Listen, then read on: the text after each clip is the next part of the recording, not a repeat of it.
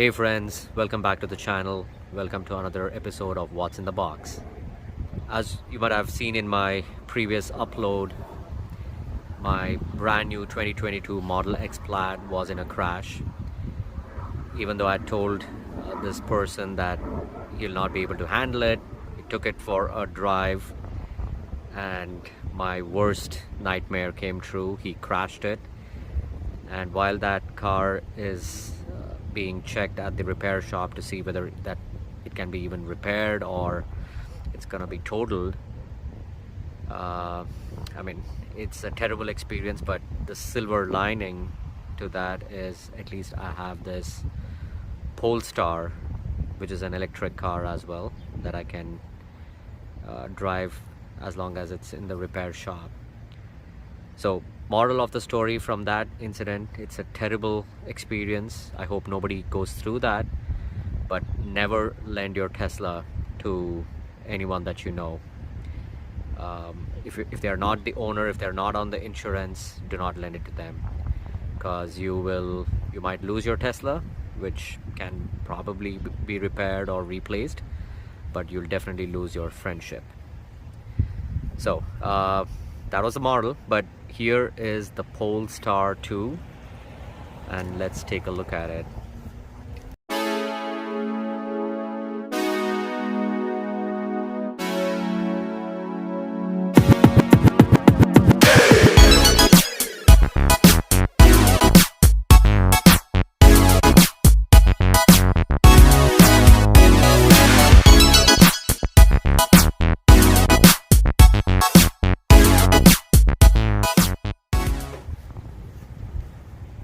So as you can see, it has got a black exterior, and since the parent maker is Volvo, they have this classic Thor hammer LED lights.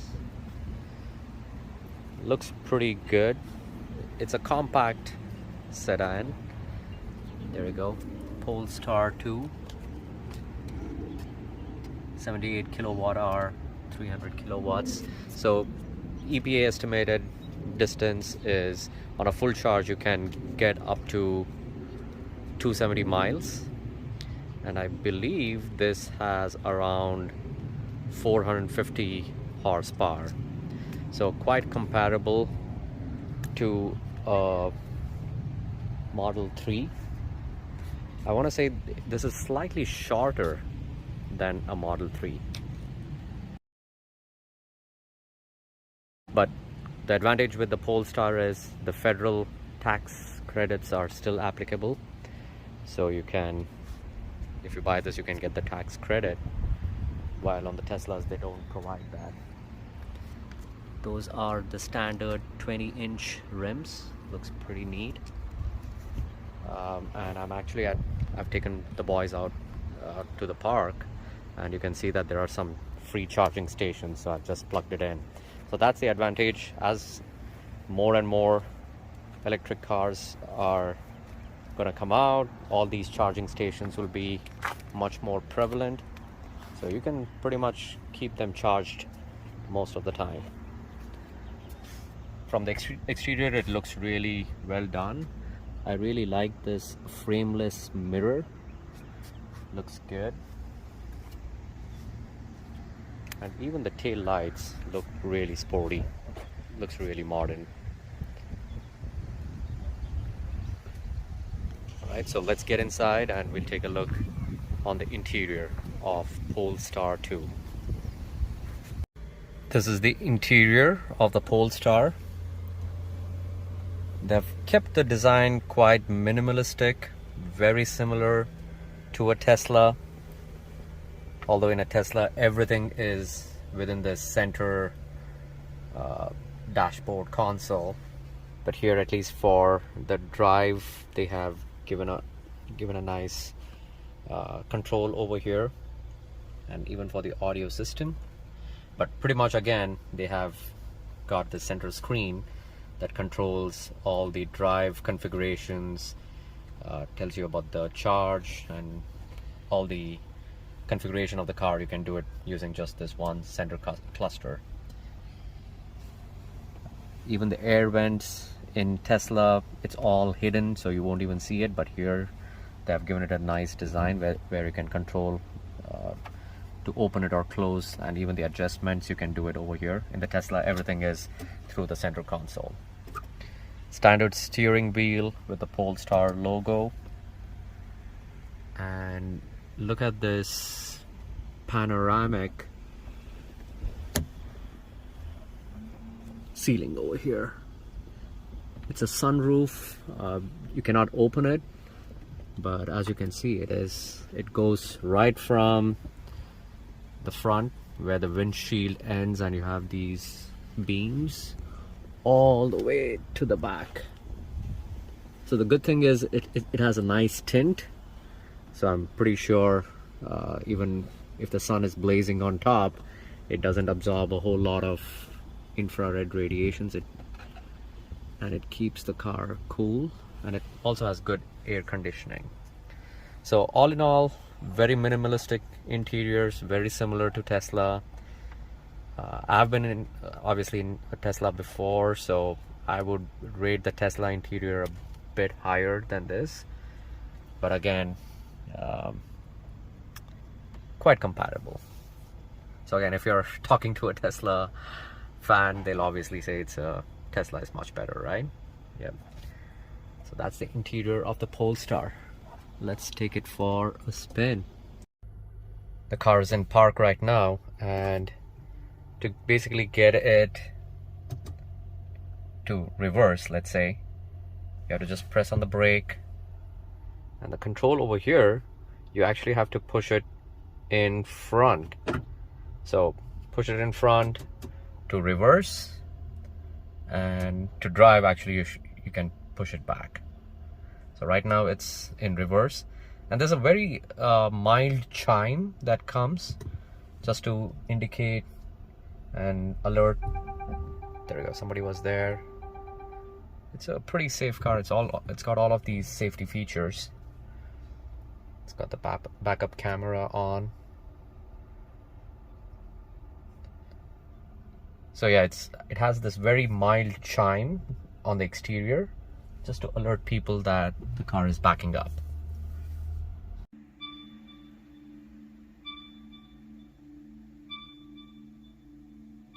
And that's the chime when you're backing up, the warning chime, so that anyone who is behind the car can notice and be safe. There's a very nice relaxing feel to it.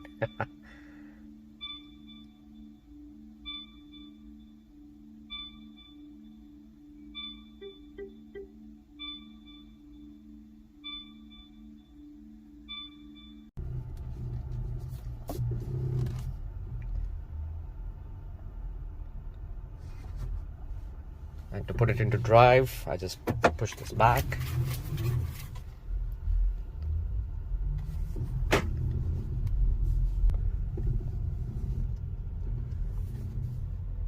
The steering wheel is quite comfortable. It's very easy to maneuver and turn around.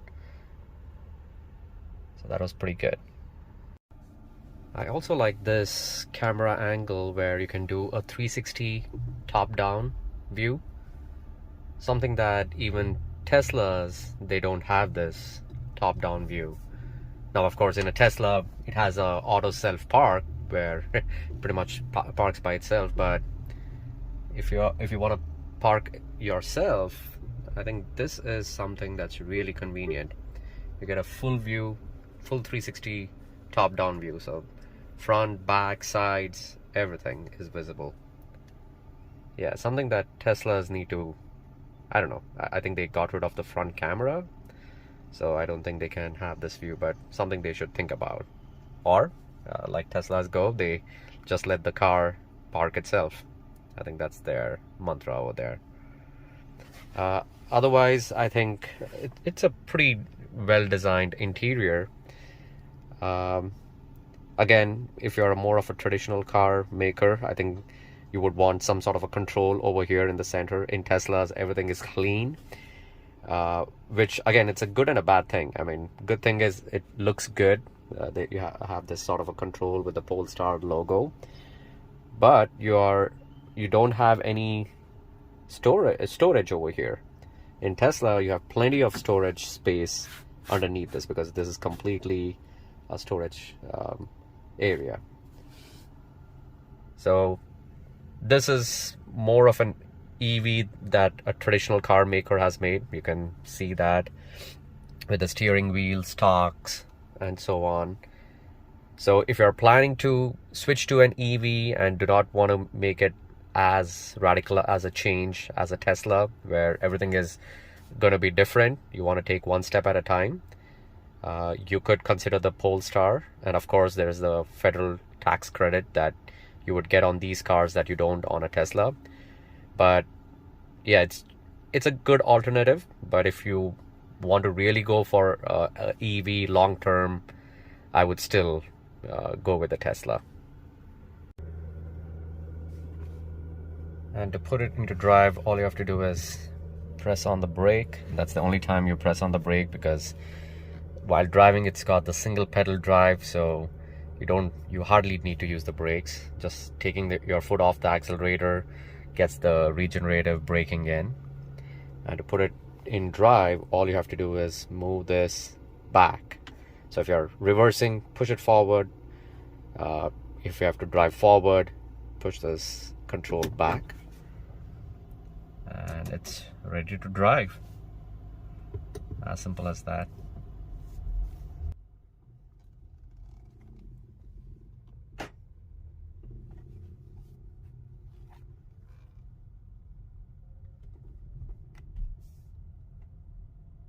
Now in the Tesla, it doesn't have a control. Instead, you got plenty of storage space in this section. The center screen, you either swipe it up or down to give the direction to the car. And it also has this predictive one, which is still in beta.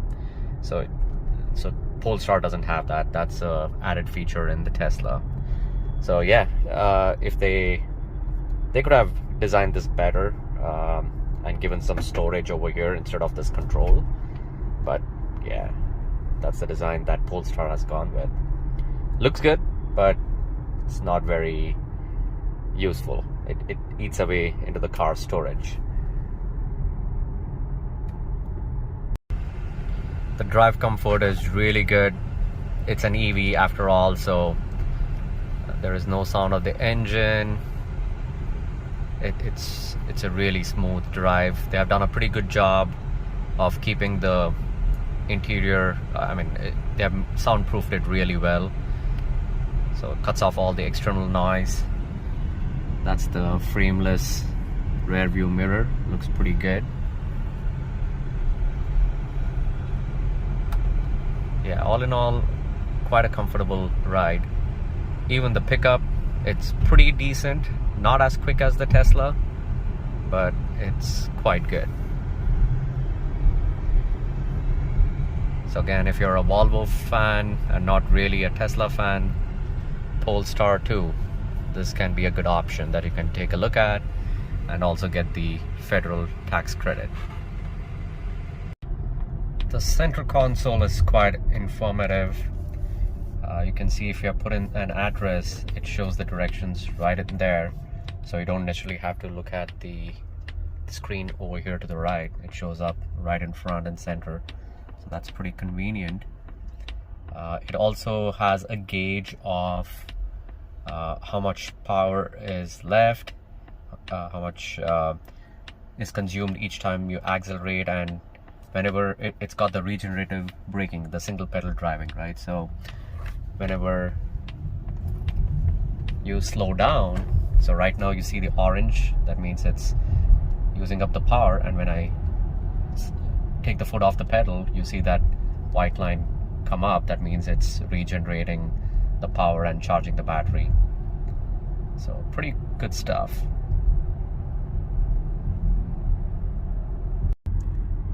Also, the mirrors have the blind spot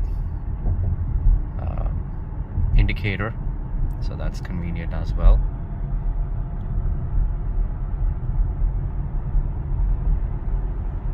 And also the speed limit, if you're going above that, it flashes on the screen.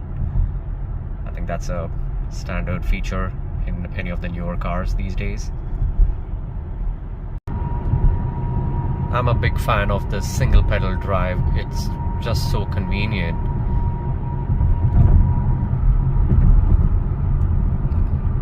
It might take it doesn't really take too long to get used to it, but as you can see, if I just take the foot off the accelerator, it slows down, and you don't even have to move your foot, your right foot, onto the brake each time to brake. So it's very convenient,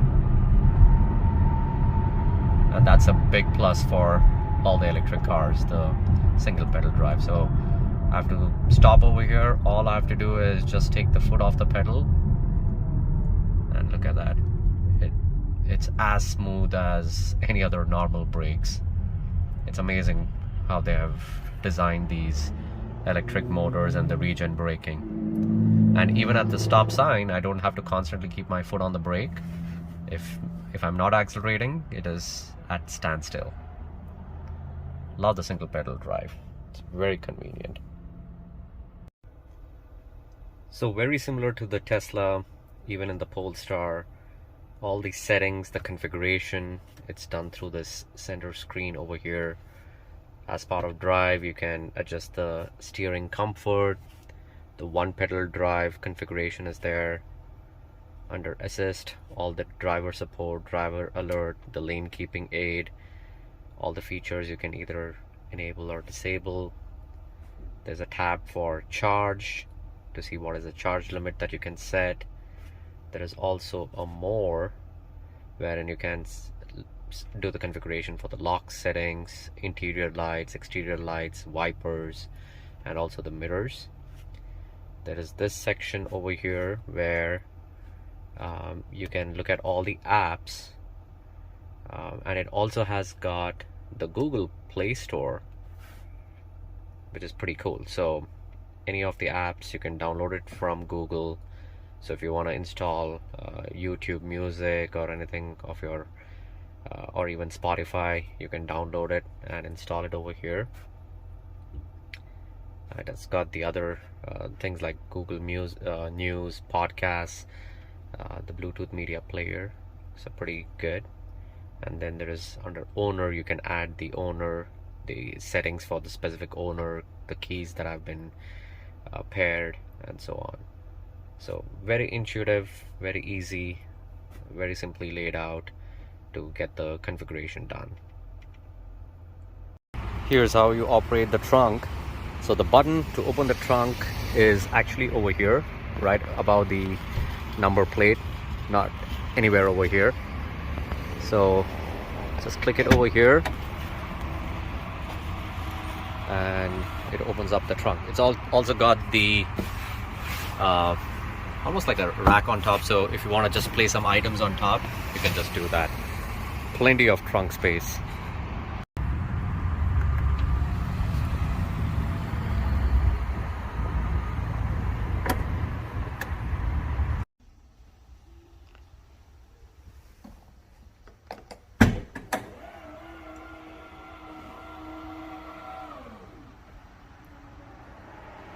Fits in one full cart of Costco stuff.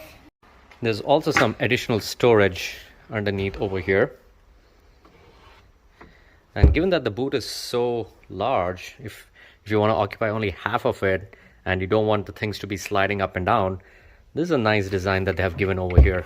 You can actually raise this and that kind of holds it to half the size. So that way all your content in the boot, it'll not be sliding up and down. So this is a nice design over here.